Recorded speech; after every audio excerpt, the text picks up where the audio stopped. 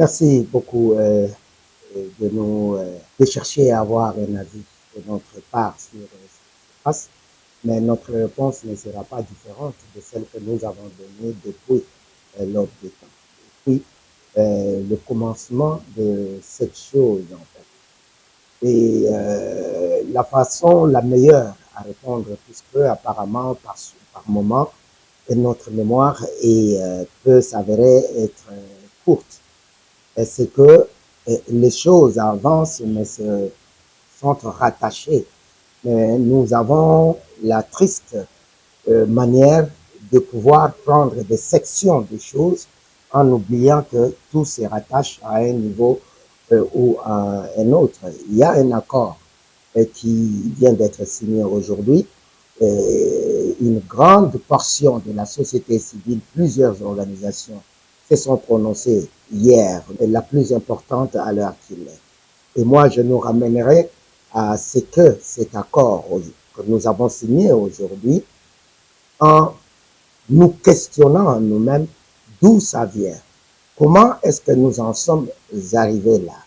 Et vous vous souviendrez que nous étions sur Luanda et pendant que Luanda devrait atterrir, nous nous sommes retrouvés sur Doha et avant même que Doha n'évolue ou ne signe le moindre bout de papier quelconque, et nous avons fait appel ou avons tendu la main, je ne sais pas si c'est vice-versa, au président américain Donald Trump. Et qu'est-ce que nous avons mis sur la table de Donald Trump en ce temps-là? Il était question de ce que nous signions un accord de collaboration et qui inclurait nos minerais, nos ressources minières stratégiques et contre la paix. C'est-à-dire, nous disions à Donald Trump de venir assurer la paix d'une manière ou d'une autre dans notre pays et contre nos richesses. Et sans en avoir spécifié la nature, la quantité, le coût et consort. Ça, c'est la manière de chez nous. Mais au lieu que Donald Trump vienne accepte de venir chez nous, signer un accord bilatéral entre la RDC et les États-Unis pour ramener la paix globale en RDC contre les minerais pour les États-Unis, l'Amérique nous dit, nous signerons un accord avec vous, mais rentrez d'abord parler entre vous, mais surtout, commencez par signer un accord avec votre ennemi. C'est lui qui agresse votre pays, qui occupe votre pays, puisque c'est le langage consacré. Et c'est là le paradoxe. Au sud, l'Amérique investit beaucoup d'argent pour le corridor de Lobito et place comme gardien de ses intérêts l'Angola, où il y a beaucoup d'intérêts en jeu. Et nous serons, alors qu'on devrait jouer le premier rôle, nous sommes relégués au second rang, au second rôle. À l'est, où nous sommes tués, massacrés, volés, pillés, nous demandons à la nouvelle administration entrant en Amérique de venir nous prêter main forte. Elle dit oui, nous allons vous prêter main forte d'une certaine manière, mais vos richesses n'appartiendront plus. Ça, je parle en français facile. Et c'est ce que dit l'accord. Vos richesses ne vous appartiendront désormais plus. Ça sera, elles seront des richesses sous-régionales. Vous devez les partager avec vos voisins, incluant vos ennemis. Mais au-delà de tout, c'est votre ennemi principal qui devient l'administrateur principal pour le compte des États-Unis de vos richesses. Signez donc un accord entre vous. On nous l'impose. Et comme des gens affaiblis, nous acceptons sans poser des conditions. Et c'est là où nous en sommes. Et cet accord, il donne une ouverture aux voisins d'avoir un mot sur nos richesses stratégiques et autres contre la paix. Mais n'en définit pas les modalités. Et dit, en plus, vos minéraux seront traités, exploités par vous, surveillés par le Rwanda, traités d'une certaine manière au Rwanda et envoyés aux États-Unis et ou dans le monde pour le compte des États-Unis. Donc, vous êtes relégués au second rôle. Sinon, au rôle des travailleurs d'autrefois, l'époque triste de la colonisation. Et vous n'avez rien à réclamer. Et vous voyez dans la ville de Kinshasa et partout, des personnes supposées être des grandes personnes, sabrer du champagne, monter des effigies quelconques ou des banderoles pour dire la guerre est finie. Alors que ce n'est qu'une étape de plus vers une destination quelconque selon que on est au milieu, on regarde soit au sud, soit au nord. On est face à un chiffre, selon qu'on est dans une position ou dans l'autre, on verrait 96 ou 96 ou 69. Ça dépend d'où on se situe. Le Congo ne gagne rien dans cet accord aujourd'hui. C'est substantiel. Certes, il y a eu un rapprochement, mais est-ce que ces rapprochements n'y avait-il pas déjà? Qu'est-ce qui a fait que l'on quitte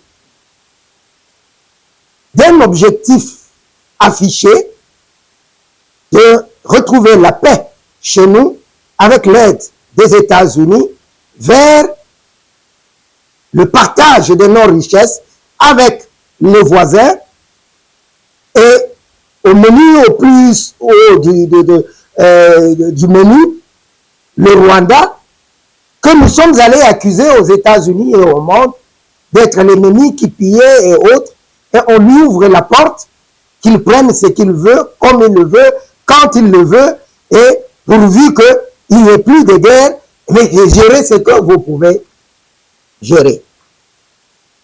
Et ça, le Rwanda, on voit la partie nord et sud Kivu.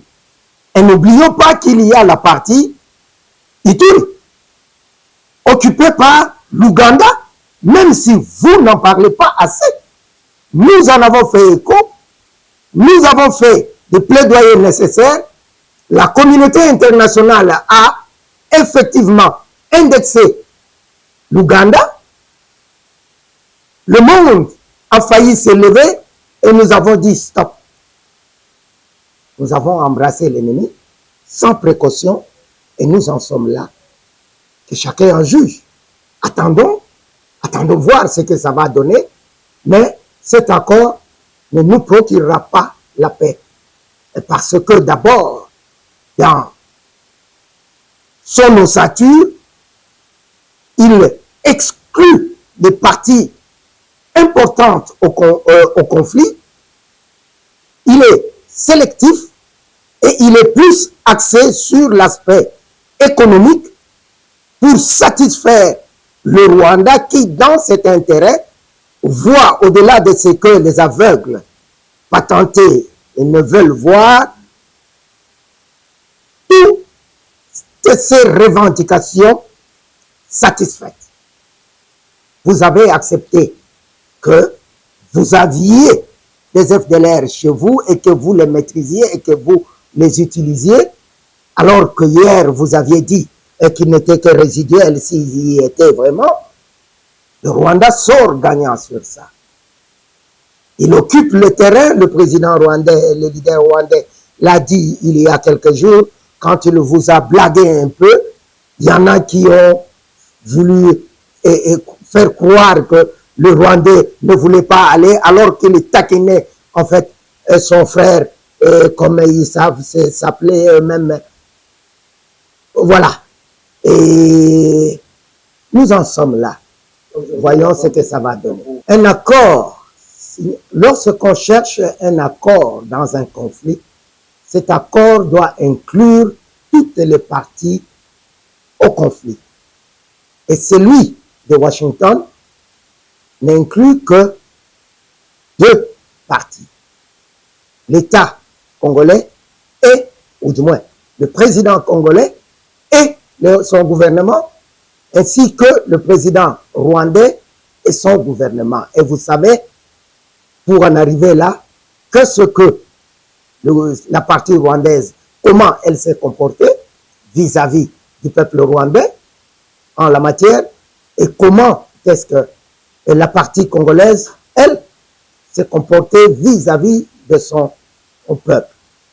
Or, il se trouve aussi ici que d'autres parties, puisque le conflit en RDC est plus complexe et plus vaste, avec différents acteurs impliqués au conflit. Que va-t-il arriver? Au cas où l'accord signé avec le Rwanda s'est décidé, nous l'avons dit depuis toujours, de satisfaire à une certaine demande. Dit bon, vous voyez une colonne de militaires rwandais en train de sortir avec des tenues de force rwandaises, forces armées rwandaises, avec badge rwandais, du drapeau rwandais sur l'épaule, et ils sortent vers le Rwanda. Croyez-vous vraiment que la guerre sera finie? De quelles forces nous parlons ici? Est-ce de ces forces-là qui sont en tenue rwandaise ou d'autres forces que vous appelez comme vous voulez les appeler, qui sont habillées parfois en tenue militaire congolaise? Ou de quel autre vous parlez? Et êtes-vous sûr que sans discussion franche entre toutes les parties prenantes au conflit, qu'il y aura réellement la paix, que nos populations auront des répits face à cette crise pratiquement indescriptible que nous traversons? Votre question a été claire. Aujourd'hui, la réponse, parce que nous avons perdu le temps dans la suite, dans l'évolution de cette crise, ce que nous devrions faire en un certain temps, nous ne l'avons pas fait.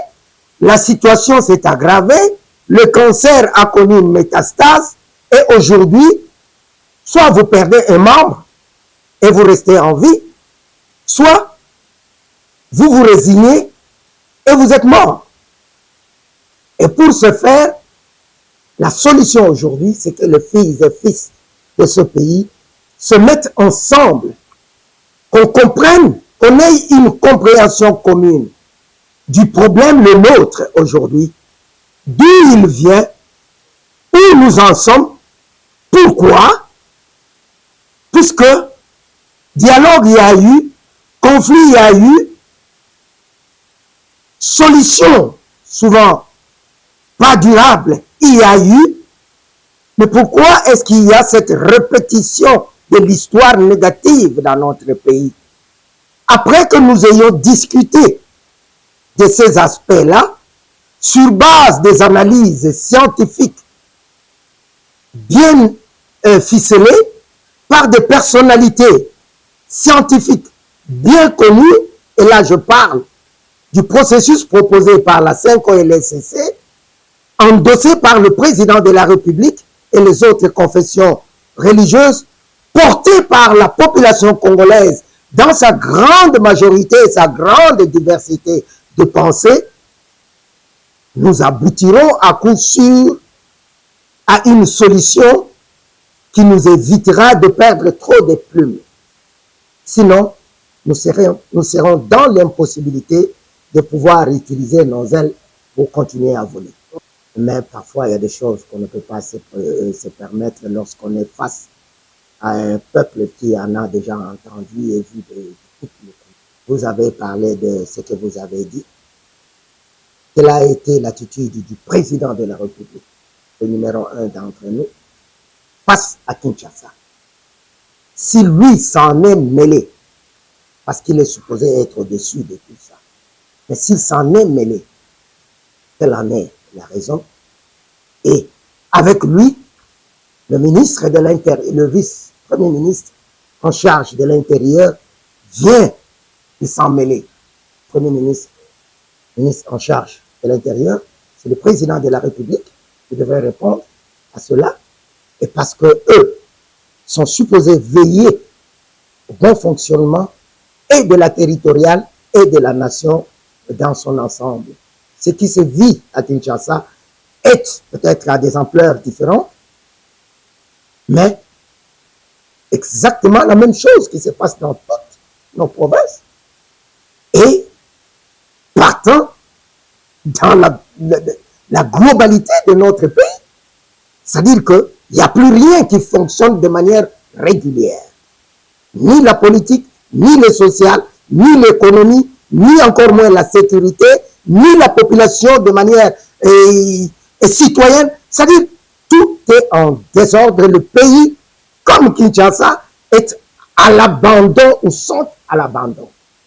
Il est important que le peuple congolais se ressaisisse, que les Kinois se ressaisissent et réclament ce qui lui est dû. Au cas contraire, un vieux sage dirait, vous n'aurez que vos yeux pour pleurer.